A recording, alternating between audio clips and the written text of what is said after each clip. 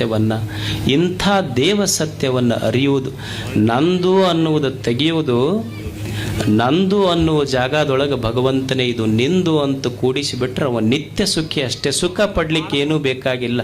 ನಂದು ಅನ್ನುವ ಜಾಗದೊಳಗೆ ನಿಂದು ಅಂತ ಸೇರಿಸುವುದಷ್ಟೇ. ಅದಕ್ಕೆ ಹೀಗೆ ಬದುಕುವುದಕ್ಕಾಗಿಯೇ ಇದೊಂದು ಸತ್ಸಂಗ. ಇಲ್ಲೆಲ್ಲ ಗುರುಗಳು ಇದೊಂದು ಸತ್ಸಂಗ ಮಾಡಿದ್ದಾರೆ ನೋಡಿ. ಮನುಷ್ಯನಿಗೆ ಇದು ಇರಬೇಕು, ಸತ್ಸಂಗ ಕಲಿತಿರ್ಬೇಕಷ್ಟ. ಸತ್ಸಂಗ ಇರಬೇಕು, ಸತ್ ಸಂಘ ಯಾವಾಗಲೂ ಒಳ್ಳೆಯವರ ಸಂಘ ಇರಬೇಕು. ಈಗೊಂದು ಬಿದಿರು ಇರ್ತೈತಿ, ಬಿದಿರು ನೀವು ಕಾಡಿನೊಳಗೆ ಕಟ್ಟಿಗೆ ಆಯಕ್ಕೆ ಹೋಗ್ರಿ, ಕಟ್ಟಿಗೆ ಆಯಕ್ಕೆ ಹೋದಾಗ ಬಿದಿರು ಸಿಗತೈತಿ. ಅದು ಬಿದಿರ ಕಟ್ಟಿಗೆ ಆಯಕ್ಕೆ ಹೋದವನ ಸಂಘ ಮಾಡ್ತು ಅಂದ್ರೆ ಸುಟ್ಟು ಬೂದಿ ಆಗ್ತೈತಿ. ಅದೇ ಕೊಳಲು ಮಾಡೋವನ ಕೈಯಾಗ ಸಿಕ್ತು ಅಂದ್ರೆ ದೇವರ ಕೈಯಾಗ ಕೊಳಲು ಆಗ್ತೈತಿ ನೋಡ್ರಿ. ಇದು ಸಂಘ ಯಾರ ಸಂಘ ಮಾಡ್ತೀವಿ ಅನ್ನೋರ ಮೇಲೆ ಡಿಫ್ರೆಂಟ್ ಅಷ್ಟೆ. ಕಟ್ಟಿಗೆ ಆಯವನ್ನ ಸಂಘ ಮಾಡ್ತು ಸುಟ್ಟು ಬೂದಿ ಆಗ್ತೈತಿ, ಕೊಳಲು ಮಾಡೋವನ ಸಂಘ ಮಾಡ್ತು ದೇವರ ಕೈಯಾಗ ಸಿಗತೈತಿ. ಇದು ಗೊತ್ತಿರಬೇಕು, ಸಂಘ ಅಷ್ಟೆ.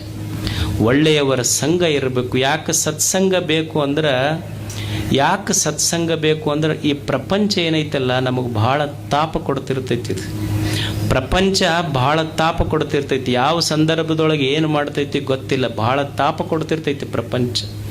ಈ ತಾಪ ಕೊಡುವ ಪ್ರಪಂಚದೊಳಗೆ ತಾಪ ಆಗಲಾರ್ದಂಗೆ ಬದುಕಬೇಕಲ್ಲ, ಅದಕ್ಕೆ ಸತ್ಸಂಗ ಬೇಕು. ಈಗ ನೀವು ಮನ್ಯಾಗ ಸಾಂಬಾರು ಮಾಡ್ತೀರಿ, ಸಾಂಬಾರು ಮಾಡುವಾಗ ಹೊಟ್ಟೆ ಹಸ್ತಿರ್ತೈತಿ, ಸಾಂಬಾರು ಮಾಡ್ತೀರಿ. ನೀವು ಅನ್ನ ನೀಡ್ಕೊಂಡಿರಿ, ಸಾಂಬಾರು ಹಂಗ ನೀಡ್ಕೊಂಡ್ರೆ ಬೊಗಸಾಗಿಂದ ನೀಡ್ಕೊಂಡ್ರೆ ಬೊಗಸಿ ಸುಡ್ತೈತೆ ಇಲ್ಲೋ. ಮತ್ತು ಬೊಗಸಿಯೊಳಗಿಂದ ಸಾಂಬಾರು ನೀಡ್ಕೊಂಡ್ರೆ ಸಾರು ಸುಡ್ತೈತೆ ಅಂತ ತಿಳ್ಕೊಂಡು ಊಟ ಮಾಡೋದು ಯಾರೇ ಬಿಟ್ಟಿವೇನು? ಊಟ ಮಾಡೋದು ಬಿಟ್ಟಿರಬಾರ್ದು, ಕೈ ಸುಟ್ಟಿರಬಾರ್ದು. ಏನು ಮಾಡ್ತೀವಿ ಅಂದ್ರೆ ಒಂದು ಸೌಟ್ ತೊಗೊತೀವಿ, ಒಂದು ಚಮಚ ತೊಗೊಂಡು ಬಳಸ್ಕೊಂಡು ನೀಡ್ಕೊಂಡು ಉಣ್ತೀವಿ. ಹಂಗೆ ಈ ಜಗತ್ತನ್ನು ಅನುಭವಿಸ್ಬೇಕು. ನಾವು ಅನುಭವಿಸ್ಲಾರ್ದೆ ಇರೋಕ್ಕಾಗೋದಿಲ್ಲ. ಆದರೆ ಜಗತ್ತಂದ್ರೆ ಇದೊಂಥರ ಸುಡ ಸಾಂಬಾರು ಇದ್ದಂಗೆ, ತಾಪ ಕೊಡೋದ ಯಾವಾಗಲೂ. ಅದಕ್ಕೆ ಇದು ತಾಪ ಕೊಡಬಾರ್ದು ಮತ್ತು ನಾವು ಅನುಭವಿಸಿರ್ಬೇಕು ಅಂದ್ರೆ ಇದಕ್ಕೊಂದು ಚಮಚ ಬಳಸಬೇಕು. ಏನು ಅಂದ್ರೆ ಶರಣರ ಮಾತಿನ ಒಂದು ಸೌಟ್ ಚಮಚ ಬಳಸ್ಕೊಂಡು ಉಂಡು ಬಿಟ್ರೆ ತಾಪ ಮಾಡೋದಿಲ್ಲ ಅಷ್ಟೇ. ಅದಕ್ಕೆ ಮನಸ್ಸಿಗೆ ತಾಪ ಕೊಡಬಾರ್ದು ಅಂದ್ರೆ ಸದಾ ಸತ್ಯದ ಸ್ಮರಣೆ ಇರಬೇಕಷ್ಟೆ. ಅದಕ್ಕೆ ಮನುಷ್ಯ ಇದನ್ನು ತಲೆಯೊಳಗೆ ಇಟ್ಟುಕೊಂಡು ಒಳ್ಳೆಯವನಾಗಿ ಶರಣರಾಗುವುದಂದ್ರೆ ಏನಲ್ಲ. ಶರಣರಾಗುವುದು ಇದರ ಅರ್ಥ ಮತ್ತೇನಲ್ಲ, ಏನು ಮನಿ ಬಿಡಬೇಕು, ಹೊಲ ಬಿಡಬೇಕು, ಸಂಸಾರ ಬಿಡಬೇಕಂತಲ್ಲ. ಯಾರ ಶರಣರು ಅಂದ್ರೆ ಸದ್ ವಿಚಾರ ತಲೆಯಲ್ಲಿ, ಯಾರ ತಲೆಯಾಗ ಚಲೋ ವಿಚಾರ ಇರ್ಬೇಕು, ತಲೆಯಾಗ ಸದ್ ವಿಚಾರ ತಲೆಯಲ್ಲಿ, ಸತ್ ಕಾರ್ಯ ಕೈಯಲ್ಲಿ, ಸವಿ ಮಾತು ಬಾಯಲ್ಲಿ, ಸದ್ಭಾವ ವೇದೆಯಲ್ಲಿ, ಇಷ್ಟಿದ್ರೆ ಅವನೇ ಶರಣ. ಇದಕ್ಕಿಂತ ದೊಡ್ಡದೇನದ ಹೇಳಿ? ತಲೆಯಾಗ ಚಲೋ ವಿಚಾರ ಇರಬೇಕು, ಕೈಯಾಗ ಚಲೋ ಕೆಲಸ ಇರಬೇಕು, ಬಾಯಾಗ ಎರಡು ಚಲೋ ಮಾತಿರಬೇಕು, ಎದ್ಯಾಗ ಭಗವಂತನ ನೆನಹು ಇತ್ತು ಅಂದ್ರೆ ಅವರೇ ದೇವರಷ್ಟೆ. ಇದು ಇರಬೇಕು. ಏನು ಅಂದ್ರೆ ಎದೆಯೊಳಗೆ ದೇವಭಾವ ಇರಬೇಕು ಯಾವಾಗಲೂ. ಭಗವಂತನೇ ಈ ಜೀವನ, ಇದು ನಂದಲ್ಲ, ಇದು ನಿನ್ನ ಕರುಣೆ ಅನ್ನುವ ಭಾವ ಮನಸ್ಸಿನೊಳಗೆ ಇಟ್ಟುಕೊಂಡು ಮನುಷ್ಯ ಬದುಕುವುದು. ಇದು ನನ್ನದಲ್ಲ, ಇದು ನಿನ್ನದು ಅನ್ನುವ ಭಾವ, ಈ ಭರವಸೆ ಇರಬೇಕು. ಈಗ ಸಣ್ಣ ಮಕ್ಕಳು ಇರ್ತಾವೆ ನೋಡು ಮನ್ಯಾಗ, ಸಣ್ಣ ಮಕ್ಕಳಿಗೆ ತಾಯಿ ಎರಡೂ ಕೈ ಬಿಟ್ಟು ಮೇಲೆ ಹಾರಿಸ್ತಾಳೆ. ಹಿಂಗೆ ಕೈ ಹಿಡ್ದಿಲ್ಲಕ್ಕೆ ಎರಡೂ ಕೈ ಬಿಟ್ಟು ಮೇಲೆ ಹಾರಿಸ್ತಾಳ. ಎರಡೂ ಕೈ ಬಿಟ್ಟು ಮ್ಯಾಲೆ ಹಾರಿಸಿದ್ರು ಮಗು ನಗ್ತಿರ್ತೈತಿ, ಸಣ್ಣ ಮಗು. ನಿಮಗೆ ಅನುಭವ ಕೈತಿಲ್ ತಾಯಂದ್ರಿಗೆ.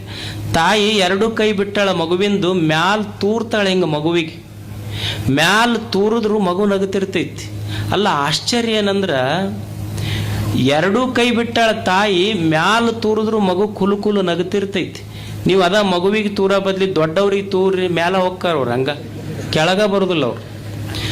ಮಗುವಿಗೆ ತಾಯಿ ತೂರ್ಯಾಳ, ಎರಡೂ ಕೈ ಬಿಟ್ಟಾಳ, ಆದ್ರೂ ಮಗು ಕುಲು ನಗ್ತಿರ್ತೈತಿ. ಯಾಕೆ ನಗ್ತಿರ್ತೈತಿ ಅಂದ್ರೆ, ಮಗು ಯಾಕೆ ನಗ್ತೈತಿ ಅಂದ್ರೆ ನನಗೆ ಜನ್ಮ ಕೊಟ್ಟ ತಾಯಿ ನನಗೆಂದೂ ಕೈ ಬಿಡುವುದಿಲ್ಲ ಅನ್ನುವ ಭರವಸೆಯಿಂದ ಮಗು ನಗ್ತೈತಿ. ಹಂಗೆ ನಮ್ಮ ಎದೆಯೊಳಗೊಂದು ಭರವಸೆ ಇರಬೇಕು. ದೇವರು ಏನು ಜನ್ಮ ಕೊಟ್ಟಾನ ಅವ ನಮ್ಮ ಕೈ ಬಿಡುವುದಿಲ್ಲ, ಇದೆಲ್ಲವೂ ಆತನ ಕರುಣೆ ಅನ್ನುವ ಭರವಸೆಯಿಂದ ನಾವು ಬದುಕಬೇಕನ್ನುವಂಥ ಮಾತು ಹೇಳಿ, ಇಷ್ಟು ಬಿಸಿಲೊಳಗೂ ಸಹಿತ ಎಷ್ಟು ಶಾಂತ ಕುಂತೀರಿ ನೀವು. ಎಷ್ಟು ಬಿಸಿಲಾಗ ಪಾಪ ಅದನ್ನು ಇದು ಹಚ್ಕೊಂಡು ಶರಗ್ ಹಚ್ಕೊಂಡು ಖರ್ಚಿಪ್ ಹಾಕ್ಕೊಂಡು ಗಾಳಿ ಹಾಕ್ಕೊಂಡು ಎಷ್ಟು ಮಸ್ತ್ ಕುಂತೀರಿ ನೀವಿಷ್ಟು ಬಿಸಿಲೊಳಗೆ ಕುಂತರು ಇಷ್ಟು ಶಾಂತ ಕುಂತೀರಿ. ನೀವು ಬೆಂಗಳೂರು ಹೋಗ್ರಿ, ಅಲ್ಲಿ ಎ ಸಿ ರೂಮ್ನಾಗ 200-250 ಮಂದಿ ಇರ್ತಾರೆ, ಎಷ್ಟು ಗದ್ದಲ ಮಾಡ್ತಾರೆ. ನೀವು ಡೆಲ್ಲಿಗೆ ಹೋಗ್ರಿ, ಬರೀ 500 ಮಂದಿ 600 ಮಂದಿ ಇರ್ತಾರೆ, ಅವ್ರು ಎಷ್ಟು ಗದ್ದಲ ಮಾಡ್ತಾರೆ. ಇಷ್ಟು ಎ ಸಿ ರೂಮ್ನಾಗ ಕುಂತರು ಗದ್ದಲ ಮಾಡೋರು ಒಂದು ಕಡೆ, ಇಷ್ಟು ಬಿಸಿಲ್ನಾಗ ಕುಂತರು ಸಮಾಧಾನ ಕುಂತಿರಲ್ಲ, ಅದು ಭಾರತ ಅಲ್ಲ, ಇದು ನಿಜವಾದ ಭಾರತ. ಅಂದ್ರೆ ಒಟ್ಟು ಇಷ್ಟು ಹೊಗಳ್ಕೊಂತಿರ್ಬೇಕಂದ್ರೆ ಸುಮ್ ಕೂಡವ್ರು ನೀವು ಮಂದಿ. ಏನು ಕೂಡಲ ಸಂಗಮ ಅಂದ್ರೆ ಎಲ್ಲೋ ಬಸವಣ್ಣ ಕೃಷ್ಣೆ ಮಲಪ್ರಭೆ ಹೋಗಿ ಕೂಡಿದ್ದು ಕೂಡಲ ಸಂಗಮ ಅಲ್ಲ.